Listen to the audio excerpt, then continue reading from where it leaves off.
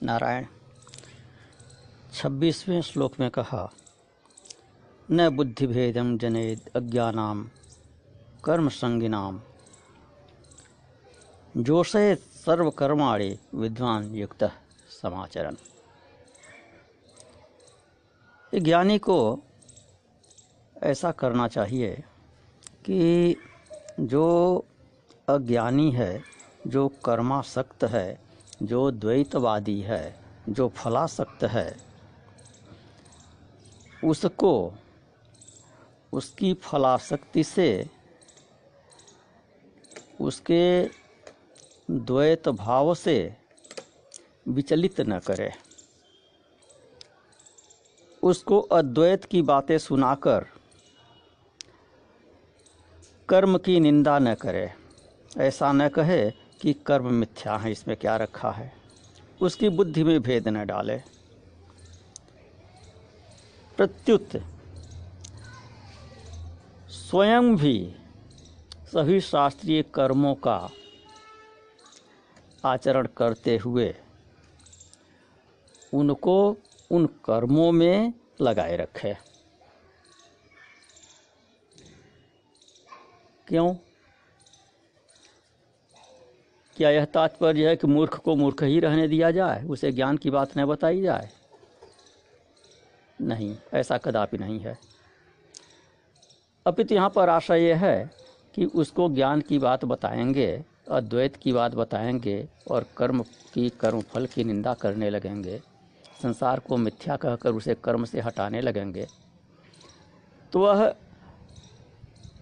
अभी निष्काम कर्मी तो नहीं हो सका है।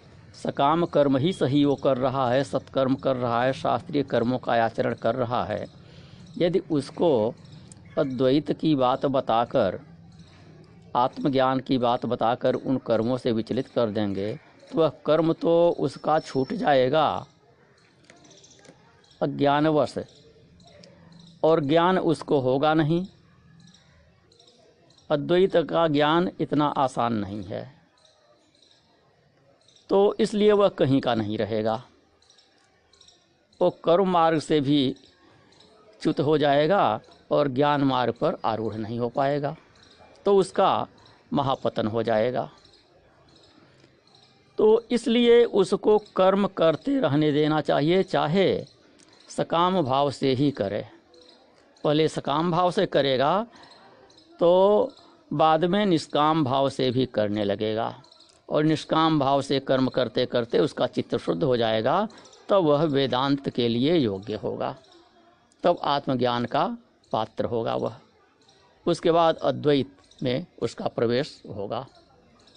क्रमशः स्वतः उसका प्रवेश अद्वैत में हो जाएगा। अद्वैत में हठ करके किसी को प्रवेश नहीं कराया जाता है।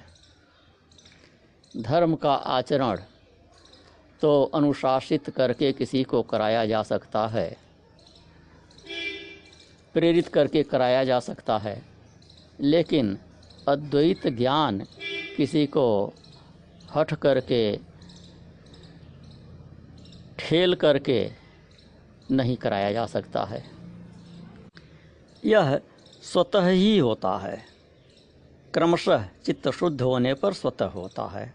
तो जिसका चित्त अभी शुद्ध नहीं हुआ है, उसको अद्वैत की बात बताने से वह न इधर का होता है न उधर का होता है। इसी बात को 29वें श्लोक में और अधिक पुष्ट करते हैं। प्रकृतिर्गुण सम्मूढ़ा सज्जन्ते गुणकर्मसु तान कृष्ण विदो मंदान कृष्णमिन्न विचालयेत। कहते हैं, जो लोग प्रकृति के गुणों से मोहित होने के कारण त्रिगुणमय कर्मों में आसक्त हैं, उन अल्पज्ञ और मंद बुद्धि लोगों को उनके कर्म से, उनकी कर्मासक्ति से विचलित नहीं करना चाहिए। कृष्ण और अकृष्ण दो शब्द यहाँ पर थोड़े अधिक क्लिष्ट हैं। प्रकृति के गुण क्या हैं, कर्म क्या हैं, यह पिछले एपिसोड में 28वें श्लोक में बता चुके हैं। गुण विभाग और कर्म विभाग। तत्त्ववित्तु महाबाहो गुण कर्म विभागयो गुणागुणेषु वर्तन्ते इति तत्त्वान् सज्जते, कि जो गुण विभाग को कर्म विभाग को जानता है वह तत्त्ववित्त है, और वह ऐसा समझता है कि गुण ही गुणों में वर्तते हैं, और ऐसा समझते हुए वे कर्मों से आसक्त नहीं होता है। कर्मों से आसक्त से तात्पर्य फलों में आसक्ति से है। वह कर्म से आसक्त नहीं होता, वह फल से आसक्त नहीं होता, और वही तत्ववित्त है। तो गुण विभाग कर्म विभाग ये क्या हैं, इनको 28वें श्लोक की व्याख्या में स्पष्ट कर चुके हैं, और अधिक स्पष्टता से जानने के लिए और अधिक विस्तार से जानने के लिए आचार्य शंकर भगवत्पाद कृत तत्वबोध नामक छोटा सा ग्रंथ है, उसको देखना चाहिए। जब इस समूह का गठन हुआ था तो उसके थोड़े ही दिन बाद तत्वबोध ग्रंथ की व्याख्या हम इसमें ऑडियो क्लिप में प्रस्तुत किए थे, डायरेक्ट व्हाट्सएप मैसेज में ऑडियो क्लिप में। वह संभवतः इस एंकर ऐप पर उपलब्ध नहीं है, इससे पहले की बात है। मणिरत्नमाला, तत्वबोध इत्यादि शांकर पंचकम आचार्य शंकर भगवत्पाद के जो 5 चयनित ग्रंथ हैं, पूज्यपाद गुरुदेव के द्वारा जिनकी हिंदी व्याख्या की गई है, उनको प्रस्तुत किए हुए थे। उनमें तत्वबोध आरंभ में ही था, मणिरत्नमाला के बाद। पुराने लोगों को स्मरण होगा। तो शांकर पंचकम ग्रंथ से उसे देख लेना चाहिए। तो अकृष्णविद कौन है और कृष्णविद कौन है? अकृष्ण क्या है और कृष्ण क्या है? कृष्ण का अर्थ है सकल, संपूर्ण, समग्र, और अकृष्ण का अर्थ उसका विपरीत है, विच्छिन्न, परिच्छिन्न।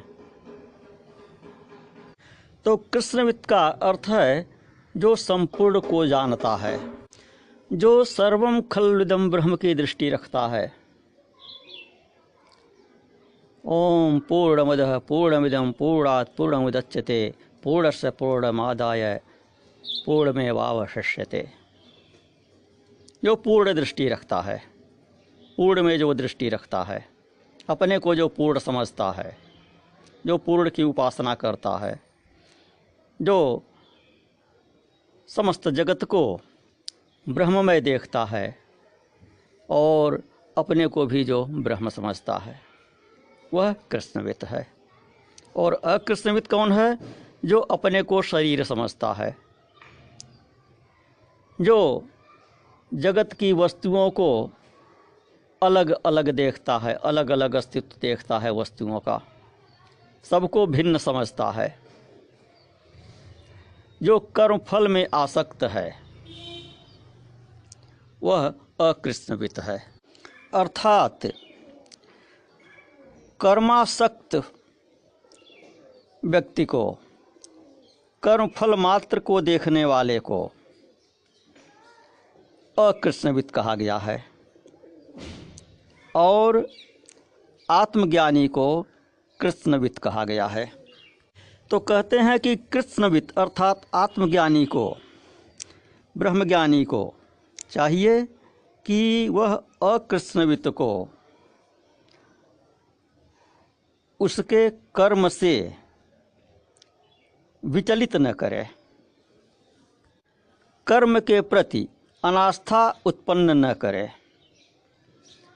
आत्मज्ञान की बात, वेदांत ज्ञान की बात, ब्रह्म ज्ञान की बात बताकर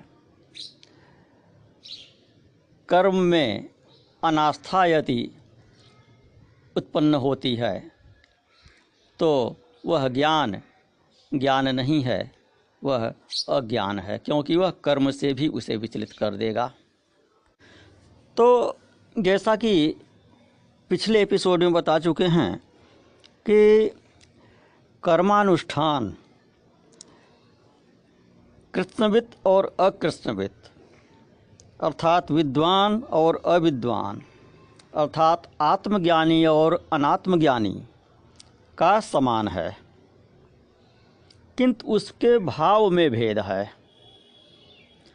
अज्ञानी यह समझते हुए करता है कि मैं कर रहा हूँ और मुझे फल मिलेगा।